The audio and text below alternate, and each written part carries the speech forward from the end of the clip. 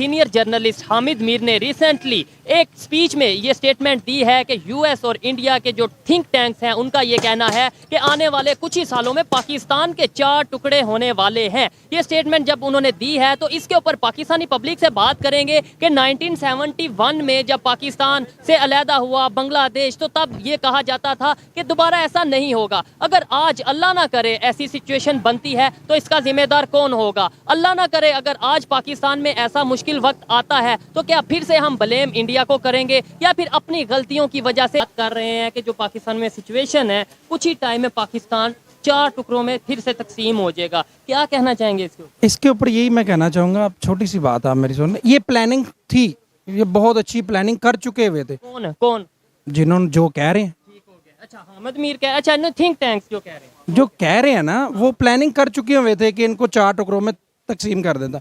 भारत के कब से कह रहा है, समझ रहे हैं ना?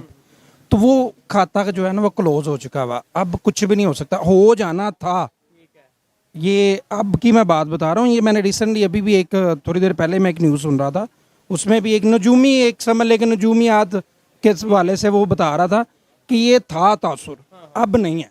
कैसे नहीं है? ठीक है, वैसे तो ऐसे पाकिस्तानी मैं भी ये चाहूंगा कि पाकिस्तान टूटने की बजाय जुड़े, पाकिस्तान में यूनिटी आए। लेकिन इस टाइम बलूचिस्तान में आपको पता है क्या आवाज़ें उठ रही हैं। आपको इसके अलावा अगर आज़ाद कश्मीर की बात करें वहाँ पे क्या आवाज़ें उठ रही हैं, गिलगित बल्तिस्तान में क्या आवाज़ें उठ रही हैं, सिंध में जो है वो सेपरेशन मूवमेंट स्टार्ट हुई है। यार ये जो चीज़ें आप बता रहे हो ना, ये पढ़ी लिखी बातें हैं, ये लोगों को पता है, ये होनी थी। ये जो सिचुएशन है ना, इस टाइम के ऊपर कोई भी होगा ना, वो बाहर से भी बैठा होगा, आप भी सोचोगे यार हो सकता है लोड लैदा हो जाए, हो सकता है पंजाब लैदा हो जाए, सिंध लैदा हो जाए, पर वो ऐसा सिचुएशन क्रिएट की जा रही थी वो, और उसी तहत पे ऊपर ये एक जाहिर सी बात है, कोई भी काम करना होता है उस पर पूरी थ्योरी होती है, तो वो थ्योरी चल रही थी। अब वो थ्योरी क्लोज हो चुकी है क्योंकि इसका जो हमारा पाकिस्तान बना था ना, ला इलाहा इल्लल्लाह मोहम्मद रसूलुल्लाह, ये कलमे पे बना हुआ है, तो ये कोई भी इसको अलहदा नहीं तोड़ नहीं सकता, ना टुकड़ों में तकसीम कर सकता है। ठीक हो गया, अच्छी बात की आपने। लेकिन 1947 में पाकिस्तान बना कलमे के नाम पे, 1971 में पाकिस्तान के 2 टुकड़े हो गए, बांग्लादेश अलहदा हो गया, तब भी तो कलमे के नाम पे ही था। सर, वो हमने खुद किए हैं, वो कोई आम कोई ताकत आगे कर नहीं सकती। तो अभी भी जो ये लोग स्टेटमेंट दे रहे हैं वो कौन सा कह रहे हैं कि हमने पाकिस्तान, यार अब होने के लिए कुछ लहदा रह नहीं ना गया, वो जजीरा टाइप था, वो दूर था, वो पाकिस्तान से बिल्कुल लहदा था, इसलिए उन्होंने वो लहदा कर दिया कि यार एक चीज़ खत्ते में है ना, उसको संभालना भी आसान है और उसको कैरी करना भी आसान है। तो वो आधी फौज उधर हो आधी फौज उधर हो, तो हमारे जो हैं हमारे स्टेट है, एंटी स्टेट है, उन्होंने यही सोचा कि यार इसको लहदा कर लिया जाए। अब डीपली नहीं जाते उस टाइम के ऊपर क्या क्या हुआ था। नहीं, आप बताएं क्या क्या हुआ था, थोड़ा सा बताएं। हम क्या, आप क्या समझते हैं उस टाइम पे जिम्मेदार हम जो पाकिस्तान की बुक्स में लिखते हैं, पढ़ते हैं कि इंडिया की वजह से बांग्लादेश लहदा हुआ, ये गलत है, ये गलत है। जो चीज़ गलत है वो गलत है, वो हमारी वजह से ही हुआ था। अब आपको पता है कि मैं अभी नाम लूंगा तो मुझे भी उठा लेंगे। ठीक हो गया, ठीक है। आप मोहम्मद अली जिन्ना से ले लें और बेनजीर तक, कौन मारने वाला यार? इनका पता क्यों नहीं चलता जो मार के जाता है? हमारी ISI एजेंसी जो है पूरे वर्ल्ड में मानी जाती है, तो वो कहाँ एजेंसी है? तो इनको सब पता है ये, क्योंकि ये एजेंसियों का ही काम होते हैं सर। अल्लाह ना करे पाकिस्तान का कोई इस तरह की सिचुएशन बनती है तो फिर हम जिम्मेदार अपने आप को ठहराएंगे? अल्लाह ना करे अगर ऐसा होता है तो। हो नहीं ना सकता, ये कर नहीं सकता, ये हो ही नहीं सकता। उसकी रीज़न ये है कि जिनके हाथ में इस टाइम डोरियां है ना, उनको पता है हमने खाना कहाँ से, जजीरे कहाँ से बनाने हैं। यही लैदा हो जाएगा तो भाई एड कहाँ से आएगी? तो लोग जब उठने लगे हैं, लोग प्रोटेस्ट करने लगे हैं गिलगित बल्तिस्तान में, सिंध बलूचिस्तान में, कुछ भी नहीं होना, कुछ भी नहीं होना। 2-3 को मारेंगे, 4-5 वैसे बैठ जाते हैं। अभी इमरान खान को ले लो, 2-3 को मार के और कानपट्टी पे बंदूक रख के पार्टी छुड़वाई जा रही है। हमारी तकरीबन आबादी है 24-25 करोड़ की, इंडिया की आबादी है 1 अरब 40 करोड़ 45 करोड़ के राउंड बाउट है। ठीक है, हम भी यहाँ से कभी खालिस्तान की बात करते हैं, कभी किसी की बात सुनते हैं कि ये मूवमेंट चल रही है। वो आज तक वहाँ पे इतनी बड़ी आबादी को उन्होंने कैसे मैनेज किया हुआ है? हमारे से 24-25 करोड़ 23-24 करोड़ की आबादी मैनेज क्यों नहीं हो रही? उनका सियासतदान कहलाया जाता है। ठीक है, पॉलिटिशियन जो उनपे हैं, पॉलिटिशियन जो है ना, उनके पॉलिटिशियन कहलाए जाते हैं। हमारे तो जो पॉलिटिशियन है वो तो कहते हैं जी ये तो बैसाखियों पे आए हुए हैं, कभी भी उतर सकते हैं, इसको तो फलाना लेके आने वाला है, इसको तो वो ढींगरा लेके आने वाला है, तो उसकी क्या औकात होगी? तो बेसिकली मैं उसी की बात कर रहा हूँ कि अगर होना होता ना तो ये कब का कर देना था उन्होंने।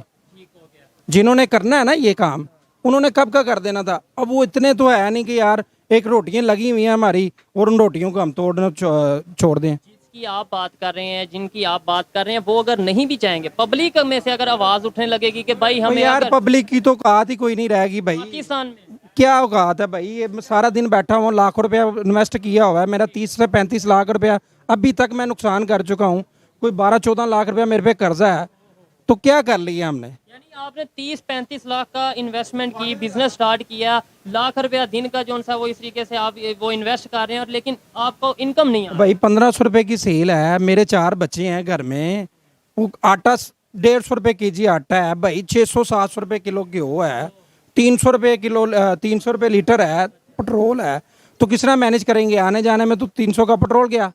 कहते हैं कोई भी कंट्री है अगर वो डेवलपमेंट की तरफ जाता है, अगर वो बेहतरी की तरफ जाता है, तो सबसे पहली शर्त यह है कि उसमें एजुकेशन सिस्टम बेहतर हो। सबसे पहली शर्त यह है कि वहाँ पे जो तालीम का निज़ाम है, वहाँ पे अवेयरनेस का जो सिस्टम है वो बेहतर हो। आपको लगता है पाकिस्तान में एजुकेशन का सिस्टम बेहतर है?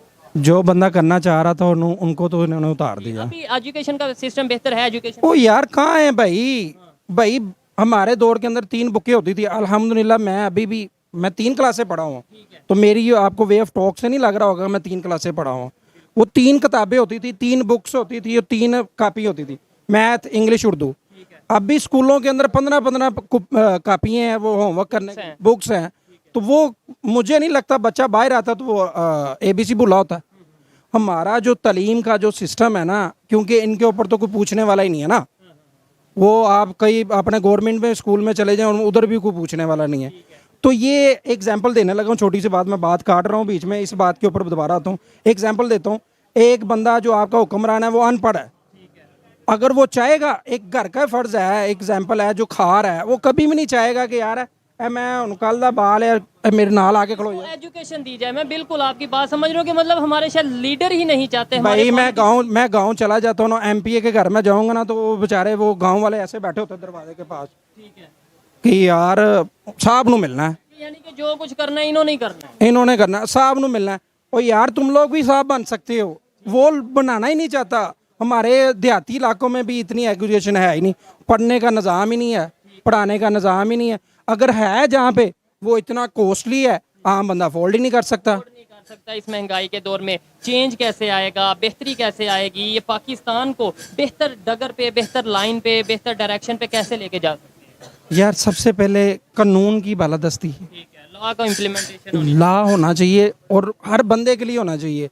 जितना भी बड़ा, जितने भी बड़े ओहदे पे है, 18 ग्रेड का है, 22 ग्रेड का है, उसके लिए भी लॉ ही होना चाहिए। आप समझ रहे हैं, बिल्कुल ऐसे इक्वालिटी होनी चाहिए हर बंदे के लिए लॉ। वजीर आजम के लिए भी वही लॉ।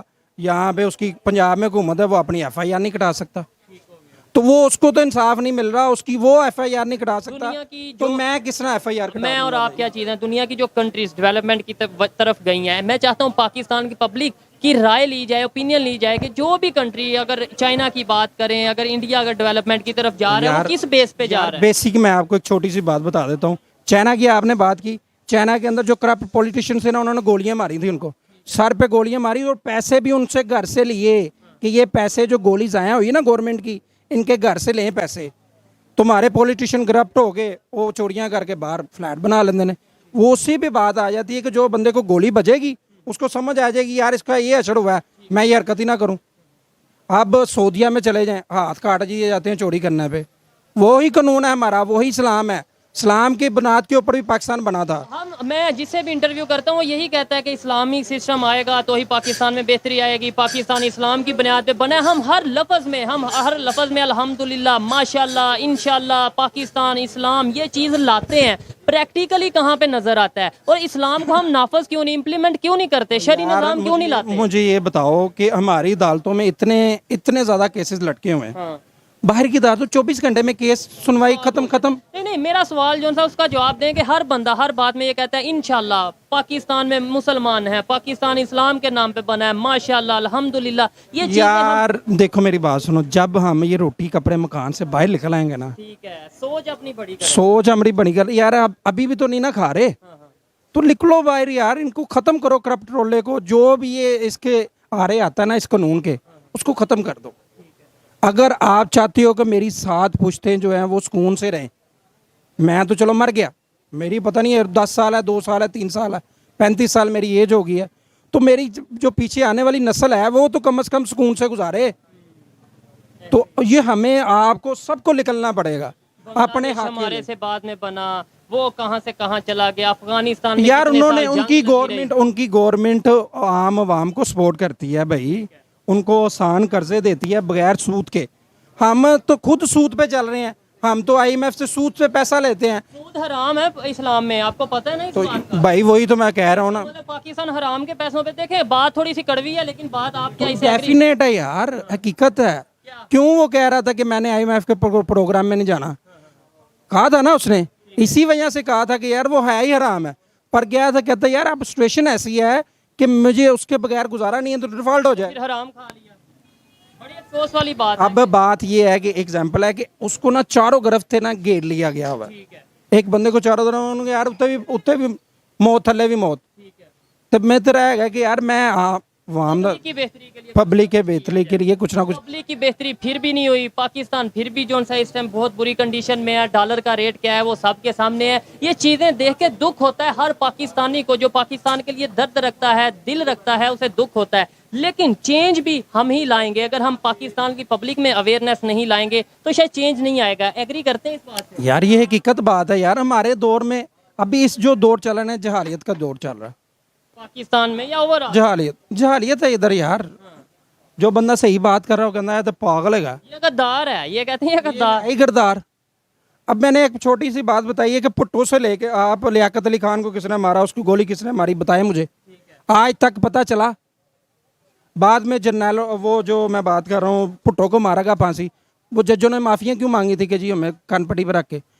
यार बात हकीकत बात है, जो हकीकत है ना वो बयान करनी चाहिए। मरना जिंदगी की मौत अल्लाह ताला के हाथ में है यार। मैं सच बोलना चाहिए। सच बोलना, सच बोलेंगे, अपनी गलतियों को मानेंगे तो ही हम बेहतरी की तरफ जाएंगे। शुक्रिया। इस्लाम भी यही चीज़ का दरस देता है भाई, इस्लाम भी। हम फॉलो नहीं ना करते, हर बात में इस्लाम को ले आते हैं, बड़ी जल्दी इस्लाम को बीच में ले आते हैं, फॉलो नहीं हम करते। वही तो मैं बता रहा हूँ आपको, सच बोला ना मैंने झूठ तो नहीं बोला आपको। मैंने जो पढ़ा, जो मैंने सुना, जो मैंने अपने मीडिया पे सुना, जो मैंने पुरानी वो अखबार निकाल के नेट पे पढ़ी हुई है, मैंने वो जो देखा मैंने वो बात की। ठीक हो गया। 1971 में क्या क्या हुआ आज भी अखबारों में मौजूद है, इंटरनेशनल मीडिया इस चीज को रिकॉर्ड कर चुका है। ये तो फिर सीधी सी बात है, वो झूठ बोल रहे हैं।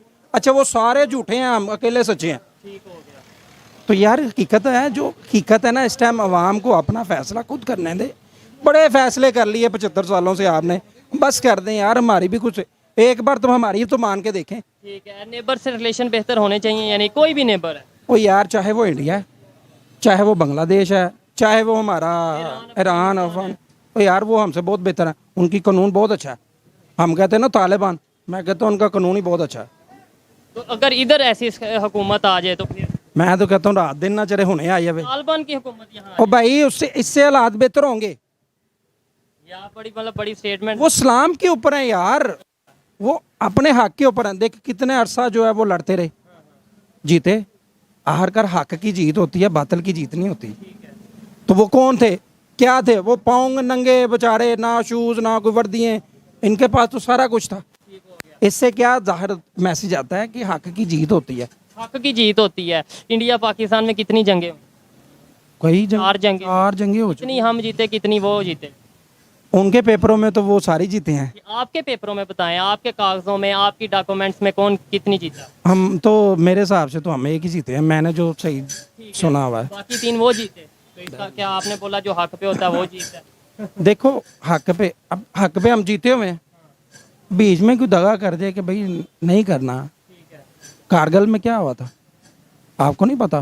क्या हुआ था बताएं ना आप। यार सबको पता है कारगिल में क्या हुआ था। फोन आया था कि जी नवाज शरीफ साहब ने क्या थी वापस, कितने फौजी मर गए थे। कौन थे वो आम आवाम थी। वो ये तो आज भी जिंदा। चले गाली तो नहीं हम देंगे। और ये गलत है जो बंदा अपने केसेस के सामना नहीं कर रहा, 4 साल से भगोड़ा बना बैठा हुआ है। और यार तुम्हारा लीडर है ना, तो पाकिस्तान में आ। तुम लोग को पेट में दर्द होता है तो भाग के तुम लोग बरतानिया चले जाते हो कि वहाँ पे कि वो आपके ज़्यादा सके हैं। मरने के लिए आप कहते हो कि पाकिस्तान हमें ज़मीन चाहिए, यशियों के लिए आपको वो चाहिए। वो चाइना के अंदर बंदा चलाया ना, बिजनेसमैन था, उसने बिजनेस उसने किया और बड़े सारा कुछ करके ना, तो उसने राम गोश्त दिया उसको, कहता ये नहीं मैंने बोला। पाकिस्तानी बंदा चला गया। ठीक उसने कहा ये तो हराम है, तो उन्हें कहा जरा तू काम करन दे ते हलाल करन दे। है। दो नंबर ही हम करेंगे, बेईमानी हम करेंगे, लेकिन गोश्त हराम नहीं खाएंगे, वो हराम है। हराम है, तो ये बात है। शराब पियेंगे, लेकिन वो है कि वो चीजें जो सी हैं वो खैर, अच्छा लगा बात करके। अस्सलाम वालेकुम। वालेकुम सलाम। आपका नाम? मोहम्मद उस्मान। क्या करते हैं आप? मेरा ये फूड पॉइंट है। फूड पॉइंट है, ज़बरदस्त। जो इस टाइम पाकिस्तान की कंडीशन है, सबसे पहले तो ये बताएं कि आपका बिजनेस कैसा चल रहा है और गुजारा हो रहा है अच्छे तरीके से? बहुत मुश्किल हुआ है क्योंकि बिजनेस प्रॉपर्ली जो भी है माइनस हुए पड़े हैं इस वक्त। किस चीज़ का पॉइंट है आपका? कौन सा फूड आप दे? ये इस पे हम मिंट मार्गरीटा लगाते हैं, साथ soda, lemon soda. Mint margarita का एक जो गिलास है, क्या प्राइस है उसका? 120। 120। फिर तो मुनासिब है, नॉर्मल है यहाँ पे, मतलब जो इस टाइम मार्केट के हवाले से। टॉपिक के ऊपर आते हैं जो इस पे आज वीडियो रिकॉर्ड कर रहे हैं। पाकिस्तान की कंडीशन को देखते हुए आपको लगता है कि दोबारा, अल्लाह ना करे कि 1971 में जिस तरीके से पाकिस्तान के दो टुकड़े हुए, अपना जो बांग्लादेश है वो लैदा हुआ पाकिस्तान से, बंगाली लैदा हुए, आज भी ऐसा हो सकता है? अल्लाह ना करे। नहीं, ऐसा तो नज़र नहीं आ रहा, लेकिन जो करंट स्टेशन है ना, ये हमें जो मुल्क मिला है कलमे पे मिला, ला इलाहा इल्लल्लाह मुहम्मद रसूलुल्लाह। ठीक है, अब हमें बेहतर मुल्क को करने के लिए इधर इस्लामी निज़ाम लाना चाहिए। मुल्क तरक्की फिर करेगा जब इस्लामी निज़ाम होगा। ठीक है, यहाँ गरीब जो है वो रोटी के पीछे भाग रहा है। मुझे आप एक जनरली बताएं कि यहाँ पाकिस्तान में अगर किसी की अच्छी सैलरी है 40, ठीक है 45, इससे ज़्यादा सैलरी नहीं है। 40 पाकिस्तान में अच्छी सैलरी 40,000 45 45,000 है। ठीक है, चाहे आप बैंक में चले जाएं, चाहे किसी भी महकमे में चले जाएं। ठीक है, ऊपर तो जो है उनको ज़रूरत ही नहीं है सैलरी लेने की, इतने वो हाई फाई हैं। लेकिन जो मुझे आप एक बात बताएं, 45,000 में कोई बंदा सरवाइव कर सकता है? मुश्किल है, जो इस टाइम कंडीशन है। जो भी कंडीशन है, आप देखें कि घी कितना महंगा है, 600 kg घी है। ठीक है, एक आटा ले लें 150 आटा है। ठीक है, जो ये बुनियादी चीज़ें मैं बता रहा हूँ, 220 जो है ना 100 दूध हुआ हुआ है। ठीक है, और 20 रुपये के जो सा लीटर, 200 रुपये लीटर दूध है। ठीक है, तो मुझे बताएं कि जो बंदा 40,000 या 45,000 रुपये ले रहा है, वो बच्चों को क्या खिलाएगा, क्या बिल पे करेगा? अब 2 पंखे जिसके चल रहे हैं उसे 10-10 हज़ार रुपये बिल आ रहा है। तो लोग जहाँ जहाँ से भी ये वीडियो देख रहे हैं, ये बताइएगा कि आपके वहाँ पे दूध की क्या कीमत है, कितने रुपए लीटर है? इवन मिंट मार्गरीटा की अगर बात करें, वो गिलास कितने का मिलता है? अच्छा, ये बताएं इसका जिम्मेदार कौन है? मैं जिम्मेदार हूँ, आप जिम्मेदार हैं, गवर्नमेंट जिम्मेदार है, कौन जिम्मेदार है जो इस टाइम कंडीशन है? हैसियत हम सारे ही जिम्मेदार हैं, मैं भी उसके अंदर हूँ। ठीक है, ठीक है, ठीक है, हम जो है जितनी देर तक हम इस्लाम को प्रमोट नहीं ना करेंगे, इस्लाम को जब तक आगे नहीं लेकर आएंगे, तो हमारा मुल्क तरक्की नहीं करेगा। ठीक है। दुनिया की जो दूसरे कंट्रीज हैं, मेरी बात सुने, दुनिया के जो दूसरे कंट्रीज हैं,